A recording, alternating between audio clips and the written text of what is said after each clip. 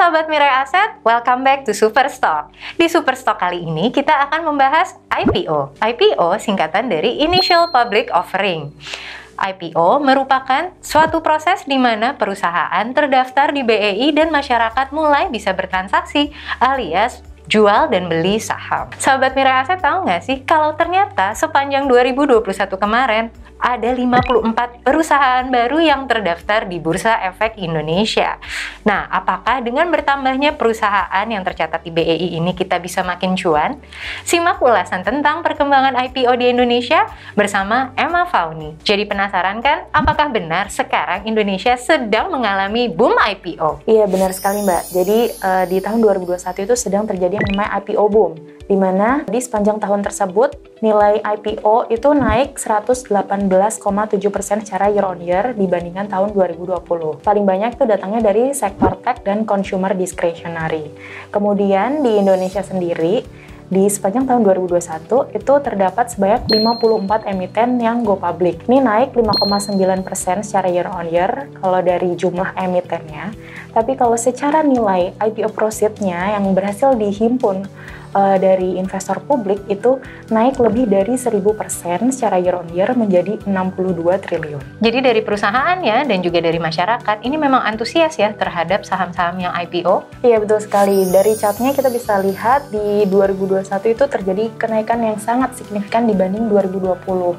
Ini mungkin juga ada faktor low base effect ya, karena di 2020 kan terjadi krisis. Dan IHSG turun ya? Iya, benar sekali. Jadi selain adanya low base effect yang terjadi di Maret 2020, apa sih yang mendorong antusiasme masyarakat terhadap IPO? Ya, jadi ada beberapa faktor yang mempengaruhi minat IPO, baik itu dari sisi emitennya dan juga dari investor publik yang bersedia menyerap penawaran dari emiten tersebut. Kalau dari emitennya, faktor-faktornya yaitu meliputi yang pertama itu kebutuhan pendanaan.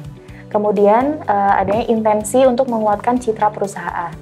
Selanjutnya, adanya keinginan dari perusahaan untuk menguatkan good corporate governance. Dan faktor-faktor lain yang eksternal yaitu seperti situasi pasar saham yang sedang bagus. Nah, di 2021 kemarin, dari pertengahan 2020 lah ya, sampai 2021 itu kan situasi pasar saham lagi bagus gitu ya, pergerakannya lagi naik terus. Kemudian kalau dari sisi investor, faktor-faktor yang mendasari kenapa investor itu mau membeli saham IPO itu pertama adalah performa keuangan dari emiten itu, baik historical maupun outlook-nya. Kemudian dilihat valuasinya, apakah mahal atau murah dibandingkan dengan perusahaan sejenisnya gitu. Dan yang terakhir ada pula faktor-faktor lain seperti situasi pasar saham juga. Dari berbagai faktor yang tadi sudah disebutkan Emma, sebenarnya apa sih faktor yang sangat menguatkan antusiasme terhadap IPO ini? Ya, jadi kalau di 2021 itu memang ada faktor eksternal yang cukup dominan ya untuk mendorong minat IPO di Indonesia dan juga global sebenarnya. Yaitu adalah likuiditas global yang sedang sangat tinggi. Seperti yang kita tahu, kebijakan moneter global itu di sepanjang 2020-2021 itu sedang sangat loose gitu ya. Jadi karena butuh ekonomi untuk recover ya. Iya, benar sekali. Karena di 2020 terjadi krisis, di mana yang namanya krisis itu kan suatu fenomena yang terjadi di luar trajektorinya gitu ya, di luar tren. Sehingga harus di-boost dengan liquidity yang sangat besar. Nah, efeknya kita lihat dari 2020 pertengahan sampai 2021 itu kan pasar saham naik rally ya. Iya, nggak cuma di Indonesia, di global pun juga demikian, Mbak. Nah, itu yang menyebabkan banyaknya dana yang bisa dihimpun oleh investor gitu. Kemudian selain itu juga di Indonesia kita lihat meningkatnya partisipasi investor retail. Yang mana ini kan modenya investasi aktif gitu ya. Ya, aktif investing. Nah, itu juga yang mungkin menyebabkan minat untuk menyerap dana untuk menyerap IPO itu juga sangat tinggi di 2021. Oke, jadi the power of retail investor nih sangat menggembirakan ya ternyata. Sebenarnya ini mitos atau fakta ya? Katanya kalau beli saham IPO itu cuannya bisa lebih berlipat. Oke, jadi kalau kita lihat dari data, memang sejak tahun 2017 itu terlihat tren di mana saham-saham IPO itu memiliki pertumbuhan yang lebih agresif dibandingkan saham-saham yang IPO di rentang tahun 2010 sampai 2016 gitu ya. Apalagi kalau kita lihat di chart yang 30 hari dan 6 bulan setelah IPO itu menunjukkan pertumbuhan harga saham yang jauh lebih fantastis lagi dibandingkan pada tahun 2010 sampai 2016. Jadi apa yang membedakan antara IPO setelah tahun 2017 dan sebelum tahun 2016? Oke, kalau dilihat dari chart berikut, memang setelah tahun 2017 sampai sekarang itu terlihat PE multiple dari emiten-emiten pada saat IPO itu memang terlihat lebih stretch gitu ya dibandingkan sebelum tahun 2017. Itu artinya investor memang lebih fleksibel dalam memvaluasi suatu saham. Jadi investor lebih rela untuk menghargai lebih mahal untuk earnings yang mampu di-generate oleh emiten. Jadi bukan hal yang pasti ya melihat earning per share seperti itu. Iya, benar sekali. Dengan adanya boom IPO di Indonesia, bagaimana sih cara-cara kita menganalisa dan memilih saham-saham yang cocok untuk IPO? Oke, dengan IPO yang membanjiri bursa sekarang ini, memang ada beberapa faktor yang perlu dicermati oleh investor dalam menentukan apakah layak untuk membeli suatu saham IPO atau tidak. Yang pertama itu investor perlu cek performa emiten tersebut. Jadi dilihat data keuangan historikalnya, dilihat apakah pertumbuhannya ada gitu ya, karena memang yang biasanya dicari dari saham IPO itu adalah pertumbuhannya, dan dilihat apakah pertumbuhannya tersebut stabil atau tidak. Kemudian yang kedua itu dilihat berapa besar dana IPO yang ingin dihimpun oleh perusahaan tersebut dan akan digunakan untuk apa.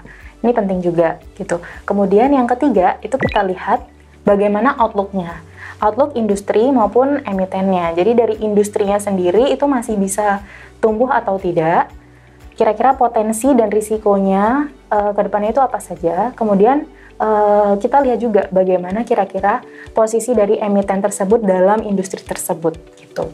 Kemudian dicek juga valuasinya, apakah mahal atau murah, reasonable nggak, dibandingkan dengan perusahaan-perusahaan peers-nya, baik itu di dalam negeri ataupun di luar negeri gitu ya.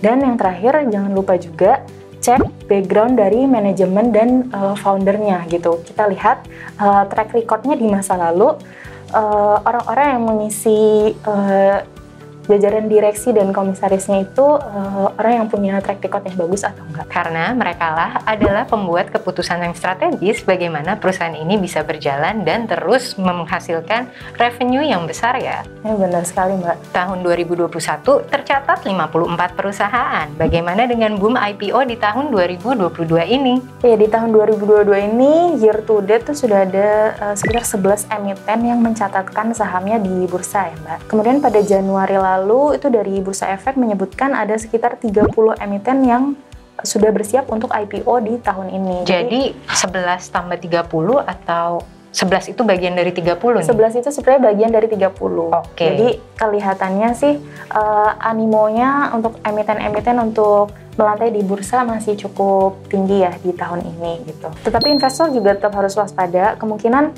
agresifnya bursa IPO di tahun 2021 dan juga tapering yang sudah dimulai di akhir tahun 2021. Taperingnya adalah penguatan likuiditas global gitu ya, karena krisis ekonomi kan dianggap sudah mulai pulih gitu, sudah mulai recovery. Jadi khawatirnya itu bisa memberi sedikit tekanan di pasar IPO. Ini sebagai risikonya aja. Di bulan Maret ini, Goto alias Gojek Tokopedia baru saja melaksanakan Public Expo sebagai salah satu proses untuk IPO. Adakah perusahaan unicorn lain di Indonesia yang siap juga IPO di tahun ini? Iya, jadi kabarnya ada 3 startup unicorn yang akan go public setidaknya di first half 2022 ini. Yang pertama Goto, ini adalah super apps dan e-commerce terbesar di Indonesia. Ini yang sudah sangat ditunggu-tunggu oleh investor publik sejak tahun 2021 kemarin. Kemudian nextnya itu kemungkinan ada Traveloka, yaitu adalah pelopor aplikasi pemesanan perjalanan di Indonesia. Ini cukup ditunggu-tunggu juga. Dan yang ketiga itu ada Si Cepat. Ini adalah startup logistik end-to-end yang cukup besar juga di Indonesia. Karena ketiga unicorn tersebut berasal dari sektor tech, adakah analisa khusus yang harus diperhatikan oleh investor? Ya, pada dasarnya sebenarnya sama saja ya strateginya untuk menganalisis saham ini layak dibeli atau tidak, seperti yang saya sudah sampaikan tadi. Tapi mungkin perlu diperhatikan juga bahwa sebenarnya tidak hanya di Indonesia ya, di US pun sudah lazim sebenarnya perusahaan tech startup biasanya masih membukukan negatif bottom line atau masih membukukan rugi gitu pada saat IPO. Yang dicari oleh investor dari saham IPO itu adalah pertumbuhannya memang. Jadi untuk valuasinya mungkin investor bisa mencari alternatif lain, tidak hanya PE, misalnya bisa menggunakan price to GMV multiple gitu, dan dibandingkan dengan perusahaan tech startup lain yang ada di Indonesia dan juga di dunia. Biasanya sih para investor nih sudah cukup paham ya dengan rasio-rasio seperti PE, PBV, ataupun PER.